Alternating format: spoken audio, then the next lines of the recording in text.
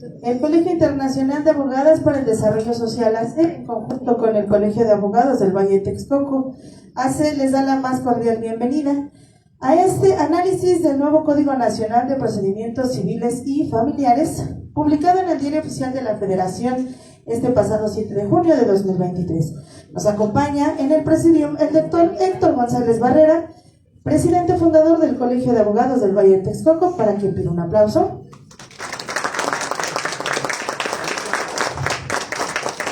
La licenciada María Guadalupe Guzmán López, ponente invitada. Y la maestra Guadalupe González Burgos, presidenta del Colegio Internacional de Abogadas para el Desarrollo Social, ACE, a quien le cedo el micrófono para la bienvenida. Muchas gracias, maestra Gamiño. Gracias a todos ustedes por asistir. Una disculpa de antemano nuevamente. Y pues bien, comenzamos con este tema tan importante que está llevándose a cabo en toda nuestra República Mexicana, porque si bien sabemos el Código Nacional de Procedimientos Civiles y Familiares, pues es para emanar todos los códigos de cada entidad, ¿verdad? Si bien es cierto, pues se publicó en el Diario de la Federación el día 7 de junio del 2023, de nuestro año en curso. Aquí los especialistas en la materia que nos acompañan, maestra Lupita, doctor Héctor, pues la pregunta aquí en cuanto a esta mesa de análisis, pues es que tenemos que se han dividido en 10 libros, ¿verdad? Entonces es muy importante. En la conferencia pasada manejábamos lo que era la materia familiar, que también viene siendo sumamente importante la forma y el procedimiento en el cual se va a desarrollar, a lo que le cedo la palabra al doctor Héctor González Barrera para que nos dé su opinión al respecto. Muchas gracias. Muy buenas tardes a todos, pero la verdad es que a mí me gustaría primero escuchar a la maestra Guadalupe. No es por cuestión de género, pero sí me gustaría primero escucharla a ella como especialista y como invitada de honor en este foro. Maestra, por favor. Muchas gracias, buenas tardes. Bueno, primero que nada, qué bueno que estén aquí reunidos, porque precisamente este tema es de sumo interés, porque ha sido un cambio trascendental en la justicia de nuestro país. Yo creo que es de los cambios más relevantes porque ya era necesario una modificación, una renovación a nuestra forma de llevar los procedimientos tanto civiles como familiares. Ya nos estábamos quedando atrás. Recordemos también que esta transición pues es de suma importancia, porque lejos de lo que pensamos y que muchas veces incluso se ha dado prioridad, por ejemplo, a la materia penal, donde ya la reforma de 2014 pues ya va más en avanzada y por lo tanto la oralidad en materia penal pues es un hecho ya fehaciente. Y bueno, sabemos que esa parte llevó una transición también algo compleja, pero la realidad es que ha funcionado. Y no podíamos quedarnos atrás en la materia civil y familiar, claro está. Recuerden, por ejemplo, que en datos estadísticos del ejercicio, por ejemplo, 2021, cerrando todo ese ejercicio, alrededor del 76% de litigios en materia civil y familiar es la totalidad que se llevan en nuestro país, desglosando que alrededor de 960,000 asuntos de forma anual se inician en nuestros juzgados civiles y familiares, y agregando que son 500,000 aproximadamente en materia civil. Es decir, hay muchísimo litigio en cuestión civil familiar, y eso implica precisamente necesarios cambios que tenemos que llevar a cabo para perfeccionar nuestra justicia en ese ámbito. Considerando también un punto importante, sabemos que desde 2017 hubo reformas constitucionales importantes a nuestro artículo 16, 17 y 73 constitucional.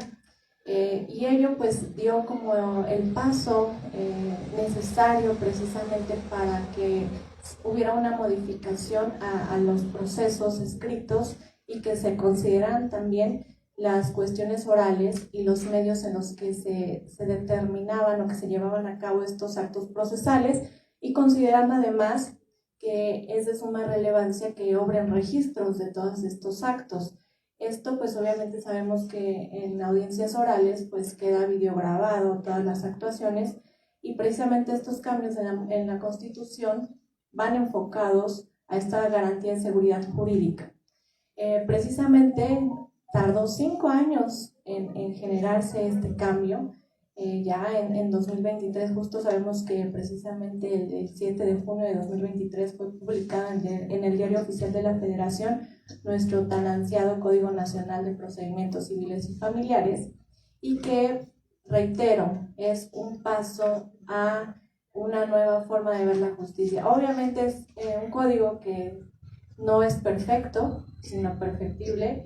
Toda legislación yo creo que tiene sus lagunas, tiene sus deficiencias, pero hay que verlo también de forma optimista y ver esa transición que estamos llevando de los procesos tardíos a una nueva forma de solucionar los conflictos. ¿Por qué? Porque precisamente podemos percatarnos de esta nueva perspectiva que se tiene en cuanto a la forma de impartir justicia. ¿A qué voy? Se está dando prioridad precisamente a que los procesos sean 100% orales. Incluso hay un juicio sumario oral, es decir, vamos como, aparte de que los procesos son orales, pues agregaron un proceso más rápido de lo rápido, ¿no? Este proceso obviamente se va a tener que adecuar conforme a las entidades federativas y ver, bueno, ajustar detalles. Es un reto porque justamente también las entidades federativas van a tener que llevar cambios también en las legislaciones civiles, adecuarlas a esta nueva legislación procesal, pero el enfoque es precisamente que la oralidad sea un hecho en las áreas civil y familiar. Y bueno, obviamente considerando también la cuestión supletoria, sabemos que bueno, estaba vigente el Código Federal de Procedimientos Civiles, ahora lo sustituye el Código Nacional de Procedimientos Civiles y Familiares, y va a entrar como norma supletoria en muchas legislaciones, y bueno, estos procesos llevan todo un cambio. Pero bueno, justamente por eso estamos aquí, porque tenemos que tener esta visión, esta preparación a estos cambios, y sobre todo adecuarnos a la oralidad. E incluso la forma de sujetar o de tener como base los principios que rigen estos procedimientos, tanto civiles y familiares, nos lleva a un cambio importante desde que pasamos de 5 o 6 principios en cuestiones de juicios orales a 17.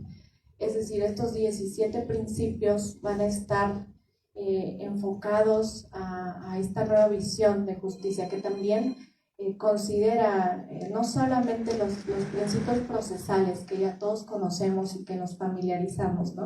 Como lo es la continuidad, la concentración, la inmediación, que justo también la inmediación es una situación de más presión para los juzgadores, porque ahora sí, ese es el objetivo, ¿no? Que los juzgadores estén en todo el proceso, que ya no deleguen estas funciones a los secretarios, sino que tengan ese contacto directo con las partes. Lo mismo el principio de contradicción. Sabemos que en todo litigio, en toda controversia, pues se debe de escuchar a ambas partes, y bueno, esta serie de principios procesales se robustecen precisamente con una perspectiva diferente. Se agregan principios interesantes.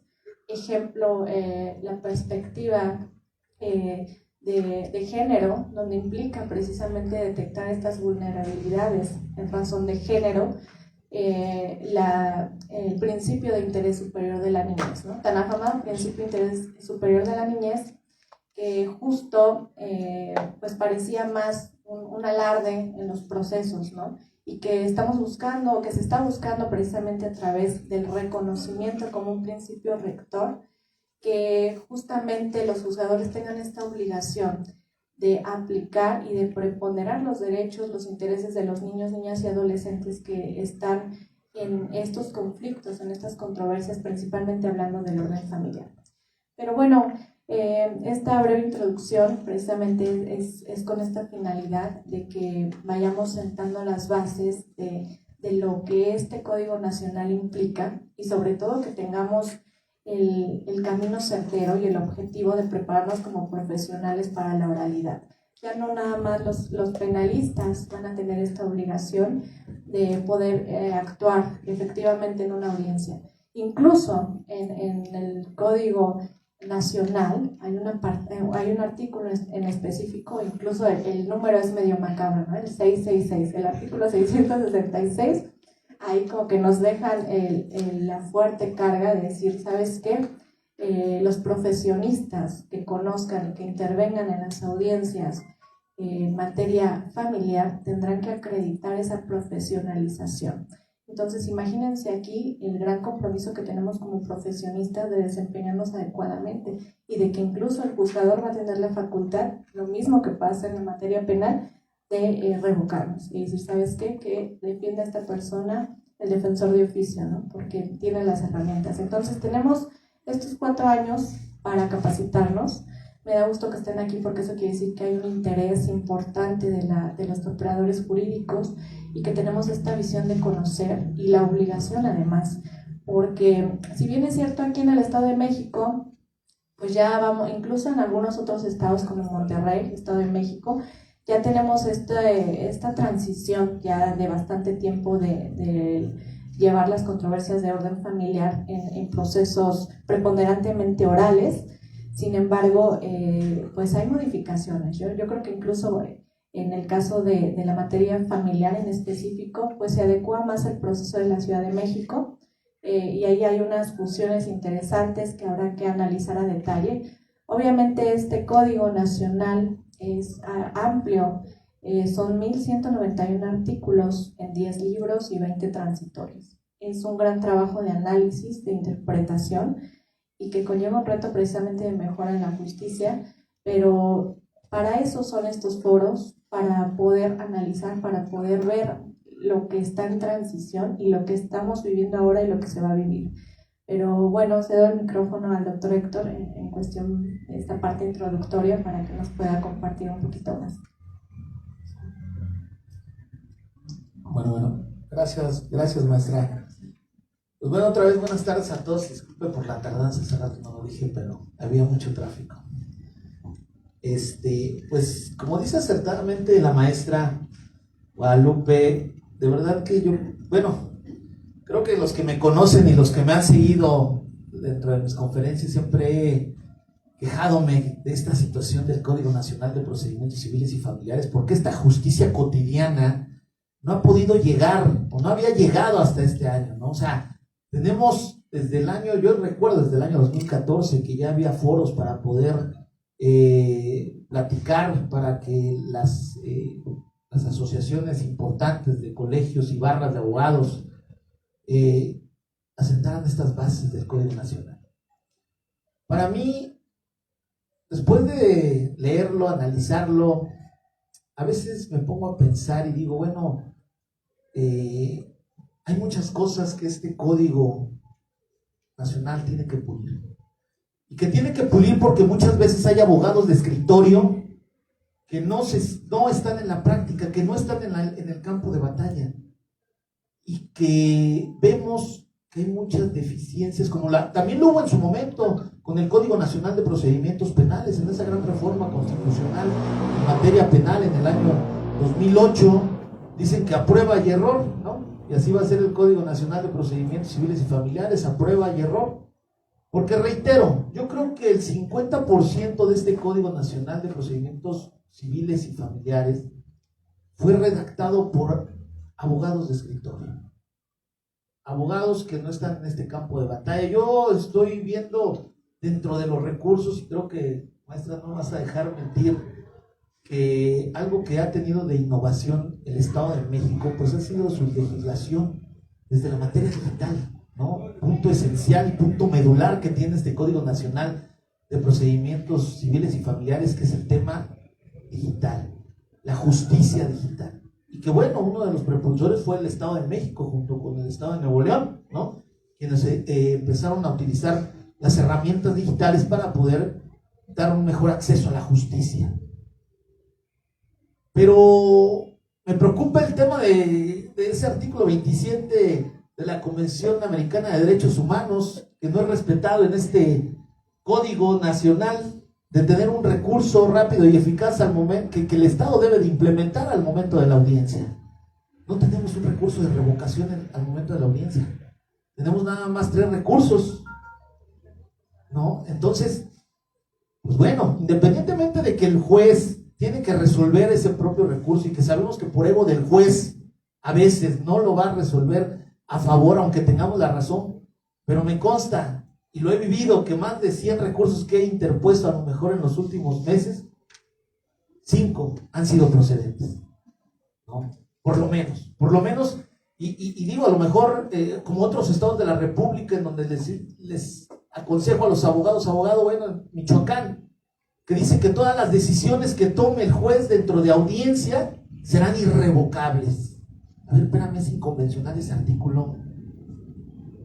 Hace el ejercicio convencional, invoca el artículo 25 del Pacto de San José, y el juez está en posibilidad de dejar de inaplicar esa norma inconvencional para poder admitir este recurso. ¿Qué es lo que pasa? Vamos a tener que empezar a innovar otra vez gracias a los derechos humanos, porque dice aquí también que una de las partes fundamentales de este Código Nacional es que está basado en los derechos humanos, ¿no? Y que los derechos humanos, convenciones, derechos internacionales, ¿no? Bueno, siempre y cuando México haya firmado este pacto, ¿no? O esta convención, ¿no? Pero ¿qué es lo que pasa? Digo, realmente creo que esta a prueba y error, vamos a pulir como se pulió el sistema penal acusatorio. El sistema penal acusatorio, bueno, pues todavía se sigue puliendo, ¿no?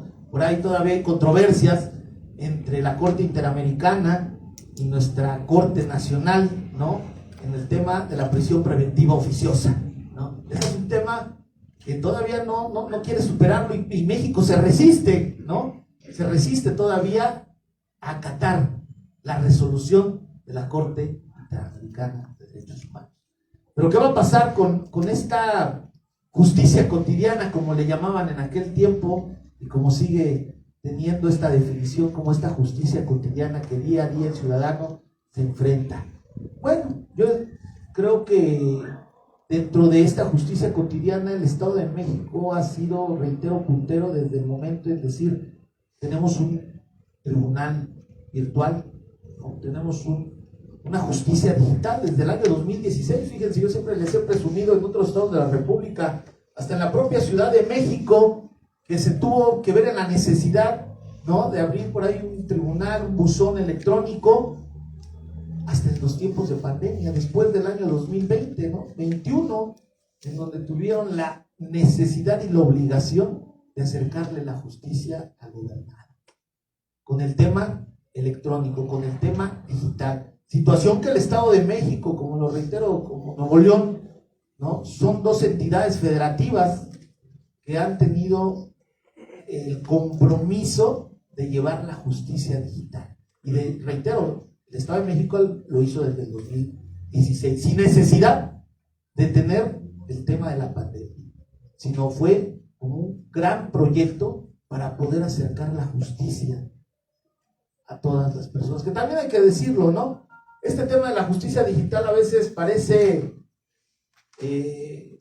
pues una burla para aquellas zonas marginadas de nuestro país, ¿no? Para aquellas zonas que no cuentan ni con internet, ¿no? Aquellas zonas de la sierra, Oaxaca, no sé, Puebla, ¿no?, en donde todavía no hay internet, ¿no?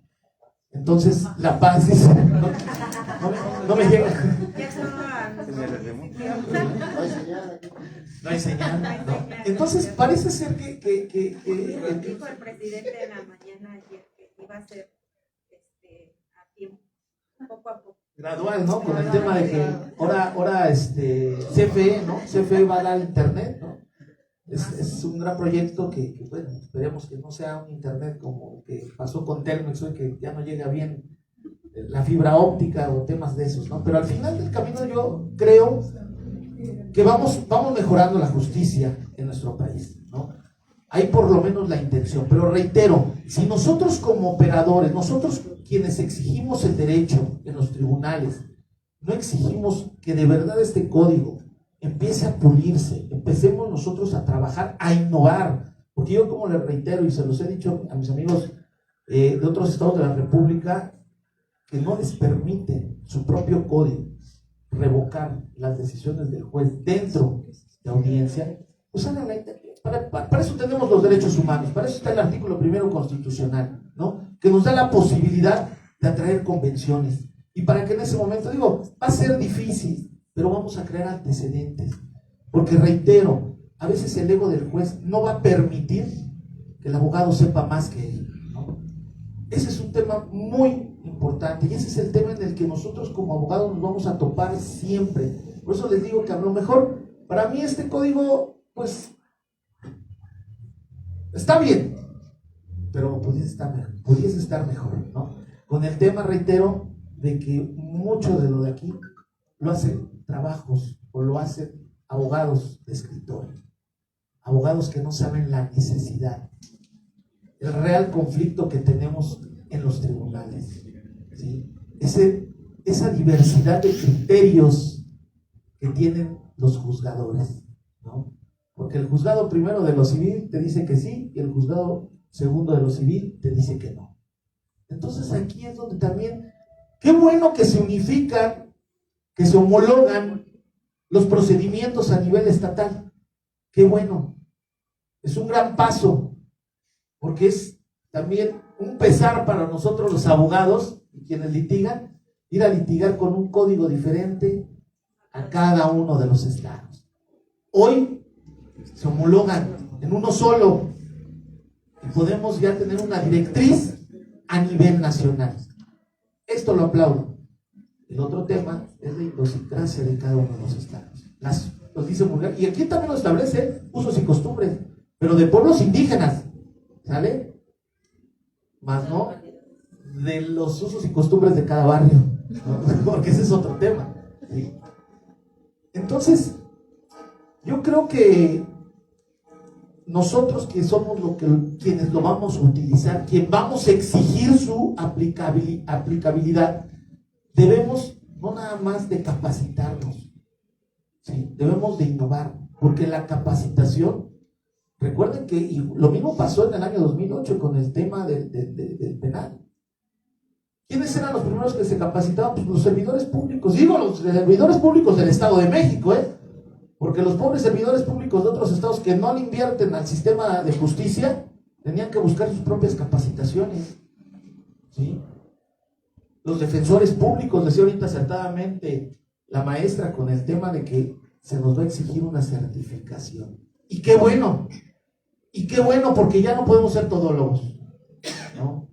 Ya no podemos ser todólogos, tenemos que ser sinceros. Si nos vamos a especializar en materia familiar, no es lo mismo, yo tengo aquí amigos penalistas, no es lo mismo defender a un violador, a un secuestrador, a defender al grupo familiar, a defender y a representar los intereses de un menor. No es lo mismo, no es el mismo perfil, como no es el mismo perfil del juez, ¿no? También el juez, porque también por muchos años el Poder Judicial tenía la costumbre de cambiar de un juez de lo familiar a penal, y el de penal lo mandaban a familiar, y eso me queda muy claro porque yo tuve mi padre que trabajó en el Poder Judicial, en donde de un día, ¿qué crees que me hicieron mi cambio al civil?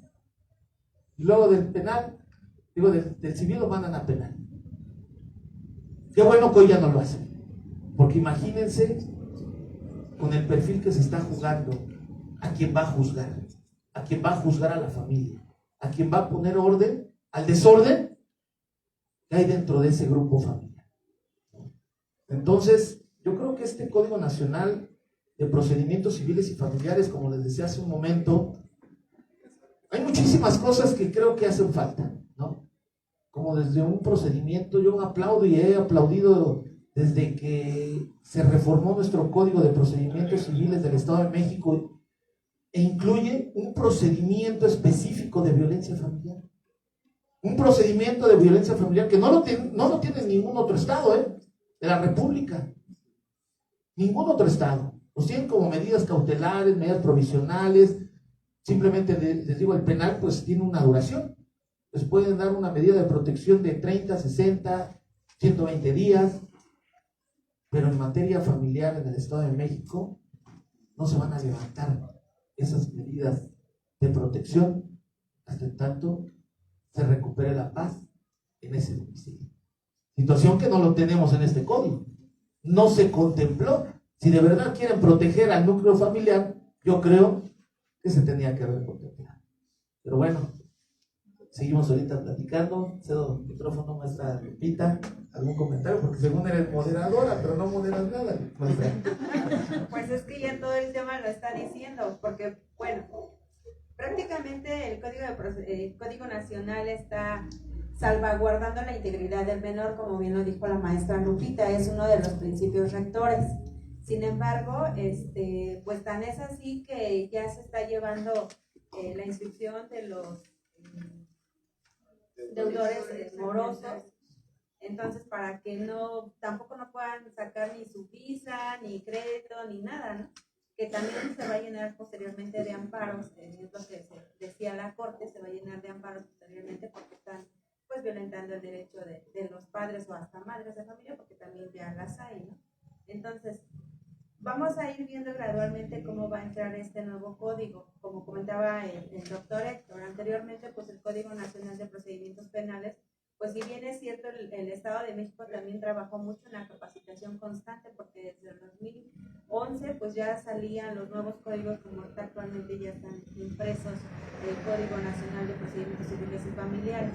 Entonces, si nosotros también ponemos de nuestra parte ahorita en estar estudiando constantemente o ver los temas que nos pueden ayudar como abogados y como abogados postulantes o estudiantes, pues lo vamos a ir sacando las dudas al respecto, ¿no? Para esto es este tipo de mesas, de foros, de cursos que se pueden implementar. Y pues aquí la pregunta es, ¿qué pasará con los procedimientos que actualmente se están llevando? ¿No? También es una de las preguntas. ¿Y cuándo creen que entrará en vigor? Porque si bien es cierto, dicen que entrará antes del 1 de abril del 2027, pero pues es bastante. Entonces, para que crean un código que va a salvaguardar el interés superior del menor y de violencia de género, si pues está tardando muchísimo tiempo, ¿no? Y entonces, si de nosotros como abogados también estamos estudiando esta materia, nosotros, como bien lo dijo el licenciado Héctor, retomó sus palabras, nosotros también tenemos que hacer valer nuestro derecho como abogados, ¿no? Entonces, mi pregunta es esa, maestra Lupita, ¿qué pasará con los procedimientos que actualmente se encuentran? Sí, gracias, maestra. Bueno, muy interesante precisamente esta transición, ¿no? Y antes no nos dieron 8 años de vacatio legis que pudiera acontecer, ¿no? Pero precisamente como ya se habían tardado 5, dijeron, pues no, ya sería bastante, ¿no? Imaginen 5 y 8, pues serían 13 años, dieron 4. Tenemos hasta el 1 de abril del 2027. Lo cierto es que esa es la fecha límite. Obviamente sabemos que cada entidad federativa tiene sus asegúnes, tiene sus dificultades, precisamente como lo decía también la abogada, en cuestión tecnológica, en cuestión de recursos. Precisamente por eso también se crea una comisión por parte del Ejecutivo para poder estar siguiendo o persiguiendo los objetivos que se tienen para la implementación. Precisamente por eso hay que contemplar la situación de recursos. Hay una situación importante en la cuestión tecnológica. Sabemos que si las audiencias van a ser orales, pues el Poder Judicial de cada entidad se va a tener que llegar de los recursos indispensables para garantizar la protección de la información, la inalterabilidad también de todos esos archivos informáticos que obren en su poder y obviamente la transición también del proceso escrito al proceso oral. Actualmente el 70% de los procesos que se llevan en nuestro país son en proceso escrito, es decir, solamente el 30% estamos aplicando la oralidad familiar. ¿Qué quiere decir? Que va a ser un reto muy grande hacer esta transición. Bien lo decía el doctor Héctor, incluso en la Ciudad de México, donde se supone que es la capital de nuestro país, ¿no? Que hay recursos y que pues están a la vanguardia, no se han podido aplicar la oralidad. En 2018 pues se dividieron los procesos, ¿no? Que serían exclusivamente orales, precisamente porque no había la capacidad en cuestión de instalaciones ni tecnología para poder llevar a cabo todas las controversias en oralidad. Entonces, esto implica un reto. Para que entren en vigencia ya el Código Nacional, pues cada entidad federativa a través de su Congreso local va a tener que emitir una declaratoria de idoneidad. Esto quiere decir que ya estamos listos. Ya a través de una solicitud que se haga del Poder Judicial local, pues se va a emitir esta declaratoria para poder iniciar la aplicación y la entrada en vigor de nuestro Código Nacional. ¿Qué va a pasar obviamente con los procesos que hasta ahorita, mientras no exista esta declaratoria y no se esté aplicando, pues se van a seguir llevando como normalmente la legislación que estamos actual? Ya una vez que entre en vigor va a estar esta posibilidad, bueno, de los nuevos asuntos, una vez que ya esta entrada en vigor, van a poder decidir las partes si se arropan a esta nueva legislación. Pero reitero, es todo un proceso. Estos 4 años se tiene que trabajar arduamente para que se ejecute correctamente y se pueda implementar de forma adecuada este nuevo Código Nacional. Hablaba el doctor Héctor y quiero retomar algunos puntos importantes que me gustó que dijo, precisamente la cuestión de los recursos, ¿no? Solamente deja el Código Nacional 3 recursos y precisamente en la exposición de motivos y en muchas de las charlas que se daban con esta intención de perfeccionar el Código Nacional, hablaban de eliminar el recurso de revocación, que coincido con el doctor, es un medio eficaz que tenemos para argumentar, para poder debatir y para poder impugnar las determinaciones de los juzgadores en la audiencia. Y sabemos que no es nada fácil. Sabemos que revocar en una audiencia inicial alguna medida provisional o medida de protección o alguna inadmisión de pruebas no es una tarea sencilla. Entonces ahora nos quitan este recurso, pero su línea o el porqué o la justificación del por qué lo hacen es precisamente para dar celeridad a los procesos. Entonces ahí habría que analizar precisamente cuál es la situación que está preponderando, ¿no? El acceso a una justicia pronta y expedita o la celeridad en el proceso.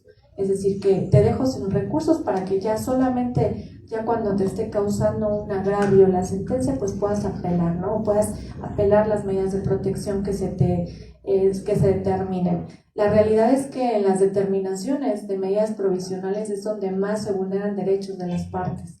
En primera, porque normalmente los niños no se toman en consideración y la juez no conoce la opinión de los niños, ¿no? En situaciones de violencia se restringen las convivencias. Por ejemplo, en la cuestión de pensión alimenticia, si no hay una forma de determinar la capacidad económica del deudor alimentario, bueno, lo que se estila es a través del criterio del juzgador de buena fe para poder garantizar precisamente las necesidades de los niños atendiendo a un día de salario mínimo. Entonces ahí vemos cómo las determinaciones pues implican que sea necesario el debate, pero bueno, nos dejan nada más estos recursos y habrá que también perfeccionarlo conforme lo que nos está comentando el doctor Héctor, con esta parte del respeto y la implementación de los derechos humanos. Sabemos también que los medios tecnológicos están ya siendo un hecho y que precisamente ya en los glosarios, incluso en esta propia legislación ya se habla del metaverso, de las audiencias virtuales, de la situación de la firma electrónica avanzada, firma electrónica simple, los documentos electrónicos, ¿no?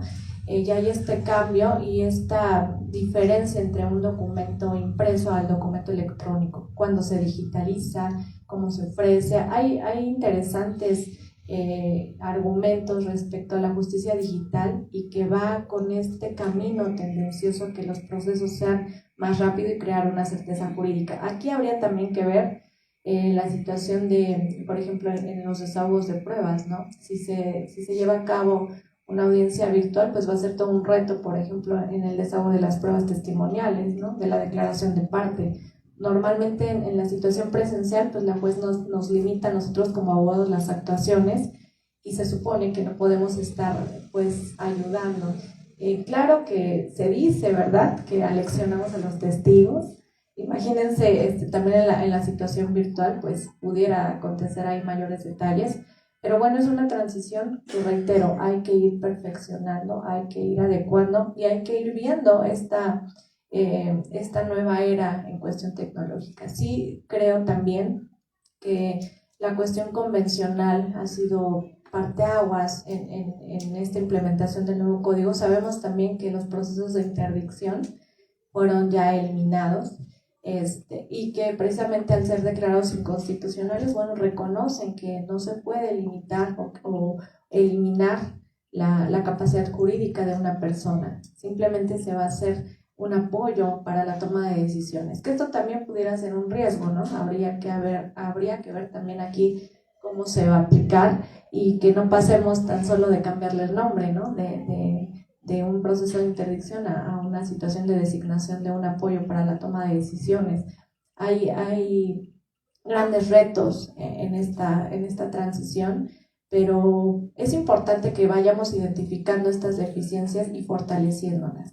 No es definitivo también, puede haber reformas, puede haber perfeccionamiento conforme a lo que está siendo funcional, y esto pues no va a ser a través de la práctica. Decía el doctor Héctor, los que estamos aquí en el debate, en los asuntos, en el litigio, pues somos quienes más podemos aportar y podemos ver esas deficiencias en cuestión del desahogo de audiencias, en cuestión de la interposición de recursos, y somos quienes más también podemos coadyuvar en este perfeccionamiento que busca esta celeridad y este respeto a los derechos humanos. Pero bueno, para mí, yo sí soy muy optimista, coincido con el doctor, hay mucho, dejan cosas que desear, incluso en el procedimiento especial de violencia familiar tan práctico que es en el Estado de México, que incluso ya se lleva en línea de forma con mucha celeridad, pero la realidad es que aquí ya se contemplan como medidas de protección. Es decir, se estila como en la mayoría de las entidades federativas. Si es necesario, si hay un acontecimiento de violencia familiar donde se necesiten aplicar medidas de protección, pues se solicitan y se aplican de forma inmediata. Incluso el propio Código Nacional hace el cambio y la modificación y dice, ¿sabes qué? Estas medidas de protección las tienes que aplicar a más tardar en 72 horas. Es decir, tienes este tiempo para ejecutarlas. Lo que busca pues es una mayor celeridad. Pero bueno, esto no quita que no sea más eficaz un procedimiento especial. Sabemos que incluso con malas técnicas procesales, a través de controversias, por ejemplo, de alimentos, de guardia y custodia, ya se da mucho este fenómeno, por ejemplo, de denuncias falsas, ¿no? ¿Sabes qué? Voy a señalar actos de violencia familiar para restringirte, para sacarte del domicilio conyugal o para quitarte una posesión de un bien inmueble. Y esto pudiera ser una complejidad porque si ya nos están dando la entrada y la pauta a que en cualquier controversia del orden familiar podamos solicitar estas medidas de protección, pues pueda ser incluso que sea contraproducente, ¿no? Y que se den más la apertura a situaciones de denuncias falsas. ¿Y qué va a pasar? Pues que hasta la revisión de medidas pues se van a poder modificar. Y eso a consideración del juez. Como dice, ahí vamos a tener que echarnos una batalla para poder modificarlas o revocarlas o quitarlas porque no son correctamente aplicadas. Entonces es una transición, es un reto, pero bueno, vamos a ir trabajando para irlo mejorando conforme pues se vaya implementando. ¿No es así, doctor? Sí. Pero bueno, sí. Bueno, doctor, como bien lo decía la licenciada Lupita, hablando de violencia digital, de justicia digital, ya nombra de cómo van a ser los procedimientos que se llevan a cabo. Si bien es cierto, se dice que es a partir del 2027, sin embargo, pues en cualquier momento puede definirse en la Cámara Alta y decir, sale mañana en vigor, ¿no? Entonces, hablando de la justicia digital, doctor, como lo acaba de comentar, dentro de los 10 capítulos que abarca el Código Nacional, ¿cómo lo ves tú al respecto? Que decías que pues no todos son abogados litigantes, son abogados de escritorio. ¿Cómo lo ves tú, doctor? Pues como decíamos hace un momento, hay palabras, ¿no?, que para mí son nuevas, como el establecer esta situación del metaverso, ¿no?, en donde conjuga la realidad con lo virtual, ¿no?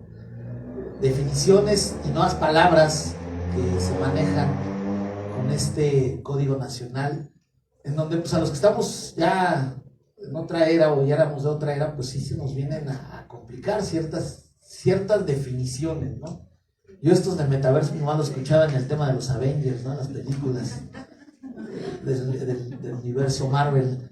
Pero bueno, ya estás viendo que la ficción o que la realidad está superando a la ficción, ¿no? Ahora con la justicia digital y vemos la inteligencia, ¿no?, artificial, cómo ha estado ganando camino en nuestra vida y en nuestra realidad, en donde no podemos ser ajenos, ¿no? No podemos ser ajenos desde la medicina, desde la contabilidad y hoy desde el derecho. Yo les decía que pues seguimos aplicando el decálogo del abogado que no se capacita, que no estudia, cada día sigue siendo menos abogado. Y esto va a aplicar y nos va a aplicar ahorita con el nuevo Código Nacional de Procedimientos Civiles y Familiares. ¿Por qué? Para los que hemos litigado ya en la Ciudad de México de tiempo atrás, sabemos que para nosotros iniciar una audiencia de juicio en el sistema oral de la Ciudad de México, y los que ya litigan penal, no, a nivel República Mexicana, porque lo establece nuestro Código Nacional de Procedimientos Civiles y Familiares, que vamos a tener que hacer un alegato de apertura. Tenemos que exponer nuestra teoría del caso. Veíamos esta palabra de teoría del caso nada más en materia penal, ¿no? O el desfile probatorio. Hoy día, ¿por qué no? Yo siempre he dicho, al final del camino tenemos que implementar una teoría del caso. ¿Qué es lo que voy a hacer con mis argumentos y con los datos o con las pruebas que voy a ofrecer en un juicio civil o familiar? También tengo que hacer mi teoría del caso. Si no, mi asunto se va a ir a la basura. Si no hago una teoría del caso. Hoy nos enseña y nos obliga, no nada más a estudiar, ya es algo que lo tenemos que hacer sí o sí, pero hoy nos obliga también a pensar, a razonar. ¿Qué es lo que voy a utilizar en este procedimiento para poder salir avante con mi acción o acreditar mis excepciones, ¿no? Y tengo que exponérselas al juez de manera oral, ¿no? Situación que en el sistema escrito, a los que estábamos acostumbrados, ¿no?, los que iniciamos con un sistema escrito y que tuvimos que evolucionar con el tema de la oralidad, ¿no? Su servidor, quienes me conocen, pues yo la verdad yo le tenía miedo hasta al karaoke. ¿No? Tuvimos que fundar un club de oratoria, ¿no? ¿Para qué? Para que con ello perder el miedo de hablar en público, para que con ello podamos tener herramientas y podernos parar en un tribunal. Porque también me consta que ministerios públicos o fiscales hoy, hasta los mismos jueces, tenían pánico escénico, porque no estábamos acostumbrados a un tribunal oral. ¿Sí? Y bueno, poco a poco nos hemos quitado el miedo, ¿no? Y hasta agarro el micrófono para dar pláticas. Hasta el karaoke. Hasta el karaoke, ahora sí, hasta el karaoke. Pero realmente ha sido una transición que nos ha costado mucho trabajo. Pero imagínense, nosotros que ya llevamos bastantes años con el tema de la oralidad en el Estado de México, Ciudad de México, y digo bastantes años, no sé, si me voy a 10 años en el Estado de México, pues es mucho. Pero en la Ciudad de México, pero Morelos, pero Guerrero, que no llevan un sistema de oralidad en materia civil ni familiar, que no tienen juzgados, lo que decía la maestra. Bueno, tenemos hasta el 2027, no. Yo creo que la primera declaratoria la va a hacer el Estado de México, Y posiblemente, si no es que a finales de año o a principios del otro año, vamos a estar ya con el Código Nacional trabajando. El Estado de México. Si no es que también lo va a hacer Nuevo León. ¿Sí? Porque como dice, y uno de los participantes fuertes fue el Estado de México, el Poder Judicial del Estado de México para esta obra. No digo obra maestra porque todavía como que no me convence mucho. Ya la necesitábamos, sí, porque ya queríamos homologar, ya no quería yo ir a Michoacán con mi código y volver a estudiar. ¿Por qué? Porque sí es un poco difícil. Y es bonito, ¿no? Porque yo les podría decir en el tema de los recursos. Yo les decía hace rato, Michoacán no tiene recursos tampoco. Dice que todas aquellas decisiones que toma el juez dentro del juicio oral son irrevocables. Pero hay un argumento, ¿sí?, que dice, no es una revocación, no es ningún recurso ordinario. Es un argumento de reconsideración. A ver, su señoría, si bien es cierto que no tenemos recursos, pero tengo el argumento de reconsideración, para que el juez vuelva a reconsiderar su decisión. ¿Sí? Pero bueno, más allá, yo les decía, pues si no, hagan el ejercicio convencional, ¿sí?, para que les emita un recurso rápido y eficaz que establece el 25 de la Convención Interamericana de Derechos Humanos, el Pacto de San José. Pero bueno, esta parte en donde vemos, ¿no?, que yo en lo personal como abogado, a mí me da la oportunidad de un buen debate al momento de una revisión a lo mejor de medidas provisionales, o como en otros estados de la República le dicen medidas cautelares, ¿no? ¿Por qué? Porque me das la oportunidad de abrirte el panorama, juez, porque también hay que ser sinceros, independientemente del ego que pueda tener el juez, también tiene muchísimo trabajo, ¿sí? Y por esa situación a veces, ¿sí?, en audiencias que tenemos hoy día, a veces el juez leyendo el expediente al momento de la audiencia, a veces se le pasa una prueba a anunciarla, a veces se le pasa alguna situación cuando está admitiendo las pruebas de las partes. O sea, no voy a revocar, nada más le voy a decir, su señoría omitió en la admisión de la prueba marcada con el inciso número tal. ¿Qué va a decir el juez? Efectivamente, en este acto me pronuncio y es admisible. No, o sea, a lo que yo voy, esa es la parte bonita también que nos da la oralidad, ¿no? El poder debatir. Y si nos quitan, en lo personal, yo estoy inconforme porque me quitaban el recurso de revocación. Yo pensé que lo iban a implementar y que lo iban a tomar en consideración dentro de este Código Nacional, porque esto nos da una gran oportunidad a que el abogado se instruya, a que el abogado tenga mejor argumentación jurídica, a que el abogado pueda razonar y vincular, ¿sí?, sus argumentos con los medios de prueba, con lo que está aconteciendo al momento de la audiencia, ¿sí? Esa es la parte bonita de la oratoria. Esa es la parte bonita de la oratoria. ¿Por qué? Porque te ayuda en ese momento, bueno, los que hemos estudiado, los que hemos tratado de practicar el tema de la oratoria, a improvisar. Y no cualquiera improvisa con temas jurídicos. No cualquiera improvisa con un argumento retórico de convencimiento al juez. Esa es la parte en donde se le fue al legislador, porque esto es un ejercicio para el estudioso del derecho.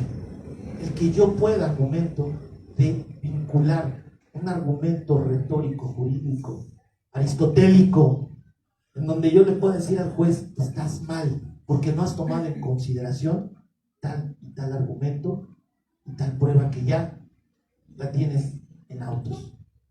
Con ello, el juez podría, como dicen los de Michoacán, podría reconsiderar su decisión que haya tomado en audiencia, ¿no?, con este recurso de revocación. Pero yo creo que será un tema que los abogados tenemos que trabajarlo y poderlo exigir a través de la convención, a través de este artículo 27 de la Convención Interamericana de Derechos Humanos. Entonces, yo creo que tenemos muchas tareas que hacer como abogados, ¿no? Digo, porque ya su tarea lo hicieron los legisladores, ¿no? Yo como les decía, bueno, pues ellos tienen sus asesores, muchos de sus asesores, yo me preguntaría, ¿cuántos de esos asesores litigan? ¿No? ¿Cuántos de esos asesores se avientan el tiro ahí en la audiencia con el juez, cuando no les quieren ni admitir un poder para poder comparecer y ratificar, ¿no? Realmente. Entonces yo creo que aquí es donde, yo en lo personal, y Lupita lo sabe, que cuando fueron estos foros para la implementación del Código Nacional y cuando lo estaban cocinando, acudimos en representación del Colegio de Abogados del Valle de Texcoco. Pero nomás fuimos a hacer bulto, porque realmente no fue como que tomar una opinión de los que realmente estamos en el campo de batalla, ¿no? Y digo, aquí están las consecuencias. Por eso digo que ahora nos toca hacer el antecedente, ¿no? Porque los antecedentes, ¿no?, son lo que vamos nosotros a exigir dentro de estos juicios. El que los abogados día con día lleven a cabo un argumento convencional para poder que se les admita un recurso al momento de la audiencia, eso es, vamos a crear un antecedente, aunque nos digan que no, va a decir, abogado, los recursos ya están dentro del Código Nacional, no se lo puedo admitir. ¿Sería correcto? Yo creo que no sería correcto. Entonces, ¿para qué está el artículo primero constitucional? No serviría de nada, ¿no? Porque dice que cualquier autoridad está obligada, ¿sí?, a beneficiar al individuo con cualquier norma, o bueno, vaya la redundancia, con cualquier norma que le favorezca. Y si a mí me favorece al momento ese artículo 25 de los derechos humanos o del Pacto de San José, si a mí me beneficia al momento, pues el juez tendrá que allegarse a él. Entonces esa es la parte fundamental en donde nosotros tenemos que empaparnos de las convenciones para poder tirar algunos artículos inconvencionales que tenemos aquí. Que me queda claro que es muy protector a los derechos de los menores y a los grupos vulnerables, porque ese es otro tema, ¿sí? A los grupos vulnerables. Alguna vez tenía yo en clase discusión con algunos alumnos en donde me decían, no, maestro, es que no puedo creer que la ley establece que la ley es igual, o que tenemos un principio de igualdad, cuando todo le favorece a la mujer. Digo, a ver, no hay que confundir la igualdad procesal. La igualdad procesal es, tú tienes el mismo derecho de presentar pruebas como él tiene el mismo derecho de presentar pruebas. Él tiene el mismo derecho de argumentar como tú lo tienes. Que tienen prerrogativas por ser grupos vulnerables, ese es otro tema. Que hay del lado de la mamá o del lado del papá tienen a los menores, ese es otro tema. ¿Sale? No hay que confundir la igualdad.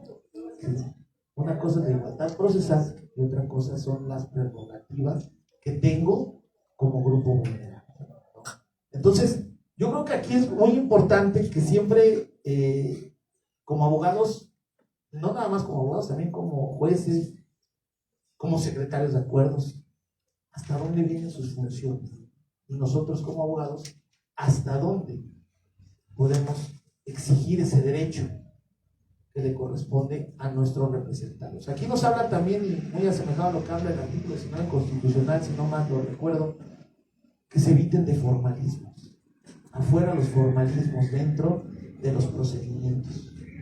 Es una parte muy, muy importante para el gobernado, para aquella persona que no sabe ni conoce el derecho, ¿sí?, para que él pueda tener una sentencia que pueda ser entendible y digerible a su lenguaje coloquial, ¿sí? Porque estamos acostumbrados nosotros como abogados, ¿no?, de echarle crema a los tacos y decir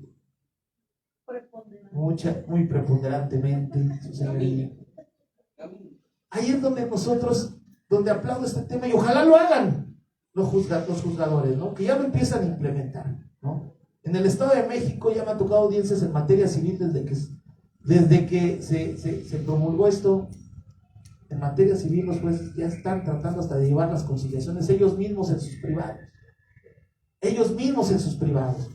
¿Por qué? Porque también es una de las partes fundamentales de los que se va a velar la conciliación, ¿sí?, donde se le va a dar participación a los centros de mediación y conciliación para poder alcanzar como uno de sus puntos fundamentales de la Agenda 2030 la paz. Que será muy bueno, pero les decía la otra vez en un foro a los chicos, les digo, queremos alcanzar la paz en un estado de derecho, cuando ya tenemos hasta corridos bélicos. Entonces imagínate cuándo vamos a alcanzar la paz con los chavos cuando ya tenemos hasta corridos bélicos, ¿no? Entonces, hay muchas cosas que dentro del tema del Código Nacional son buenas, otras que son olvidadas, otras que son omisas, pero ya lo tenemos. Esa es la parte importante, que desde este punto medular de que ya tenemos este Código Nacional y que yo creo que a lo mejor este mismo año lo va a implementar el Estado de México, porque yo creo que en esa declaratoria que ya estamos esperando los abogados para decir, para llegar a la meta, porque yo en lo personal, yo ya tenía mucho tiempo esperando este Código Nacional, que todavía falta para que se implemente en todo el país, ¿no? Y que va a haber estados de la República, y yo creo que uno de ellos va a ser la Ciudad de México, como lo hizo en el penal, que fue de los últimos que lo hicieron en el tema del sistema penal acusatorio, y como reitero, como un estado no, Hidalgo ya lo tenía, pero el estado de Morelos, el estado de Guerrero. Yo veía la otra vez una entrevista del ejecutivo del estado de Morelos que decía que habían gastado millones de pesos en papelería para el Poder Judicial. O sea, era histórico el gasto que ellos tenían por papelería, por hojas que gasta el Poder Judicial del estado de Morelos. Con esta justicia digital, como decía la maestra hace un momento, yo también estaba desde la otra vez leyendo el tema de que pues hay comparecencias ya no va a haber nada escrito, ¿no? En el juicio sumario ya no va a ser nada escrito, va a ser a través de comparecencia, todo va a ser digitalizado, ¿sí? Por comparecencia los juicios sumarios. Entonces hay cosas muy buenas, ¿no?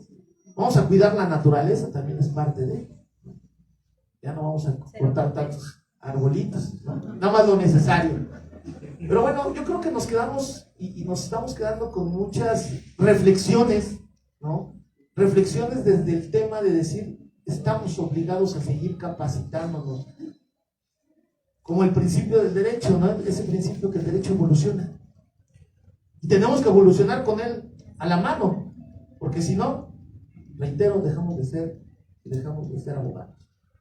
Entonces, maestra Lupita, ¿algún otro comentario importante? Yo creo que hay muchísimos, pero yo creo que nos quedáramos hasta el día de mañana. Pero es viernes y el cuerpo lo sabe. Y luego el ponente que llegó tarde, ¿verdad? Bueno, les agradezco sumamente su asistencia. Como bien lo acaba de decir la licenciada Lupita, este nuevo sistema pues sí necesita de certificación. Entonces, pues sigamos el decálogo del abogado. Y pues son 10 capítulos que si no acabaríamos, seguiremos impulsando la cultura jurídica y esperando contar con su asistencia. Así que cedo, no sé, alguien de ustedes que quiera tener alguna pregunta al respecto, alguna duda, puede alzar su manita y para que se le conteste. Bueno, maestra, por favor, licenciado Margarita.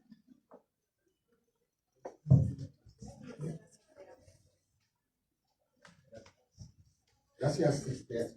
Agradecerles primeramente el tiempo que están invirtiendo, porque pues, es necesario, ¿no? Todos los que hemos venido de los cambios, como dicen, de un procedimiento a otro, sabemos que esto ya está aquí. Cuando llegó en materia penal, en alguno de los foros, uno de los grandes catedráticos decía, pues esto es como el hijo no deseado. Nadie quiere que nazca, pero ya nació y depende de nosotros cómo se eduque y cómo crezca, ¿no? Entonces debemos de entrarle ya desde ahorita. Bueno, pues es un panorama.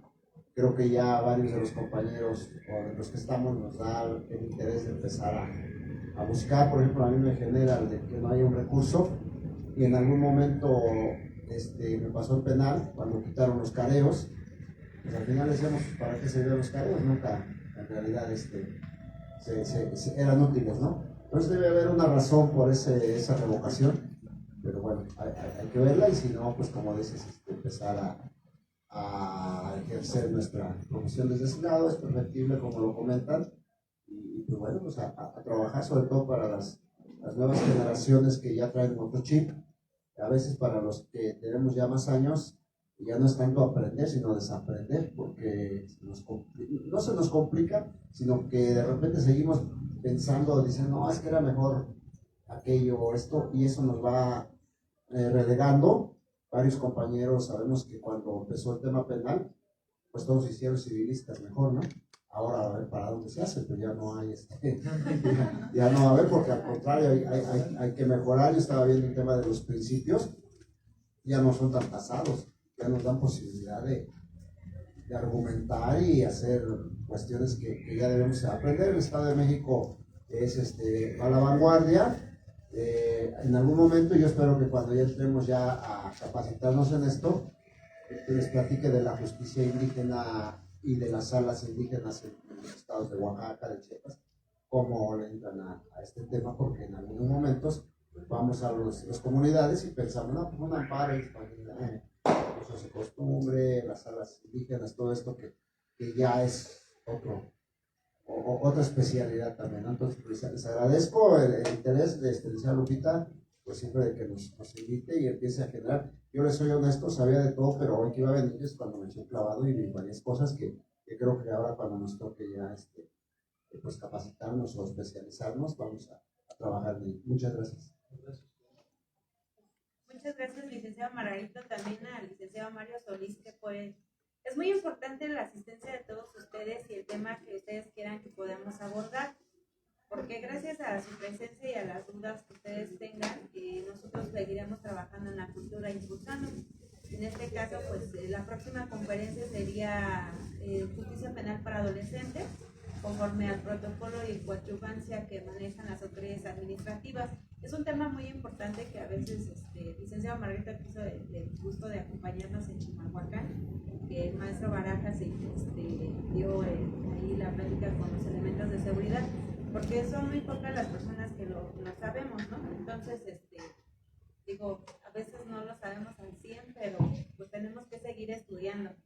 Y pues, si ustedes al final de esta pequeña mesa, ustedes salen y digan, estoy interesada en este tema, pues con gusto también lo llevaremos a cabo.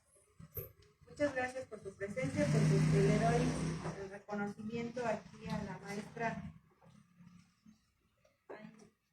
No se escucha, ¿verdad? Le doy su reconocimiento a la licenciada María Guadalupe Guzmán López. El Colegio Internacional de Abogadas para el Desarrollo Social AC otorga el presente reconocimiento a la doctora María Guadalupe Guzmán López por su excelente participación como expositora en la mesa de diálogo del nuevo Código Nacional de Procedimientos Civiles y Familiares, publicado en el Diario Oficial de la Federación el 7 de junio del 2023. Municipio La Paz, Estado de México, 23 de junio del 2023. Licenciada, mucho doctorado. Muchas gracias por venir hasta acá. La verdad sí le queda muy lejos, pero pues ese es el gusto de compartir este conocimiento. Y Colegio Internacional de Abogadas para el Desarrollo Social AC otorga el presente reconocimiento al doctor Héctor González Barrera por su excelente participación como expositor en la mesa de diálogo del nuevo Código Nacional de Procedimientos Civiles y Familiares, publicada en el Diario Oficial de la Federación el 7 de junio del 2023. La Paz, Estado de México, 23 de junio del 2023. Firma colega y amiga Guadalupe González López. Un aplauso. Ya no quiere tarde tampoco. Ya sabemos que es muy importante, pero a las audiencias sí llega a punto. Pues muchísimas gracias. Si gustan pasar y nos tomamos una foto. Por favor, gracias. Hacer una puerta que nadie sabe.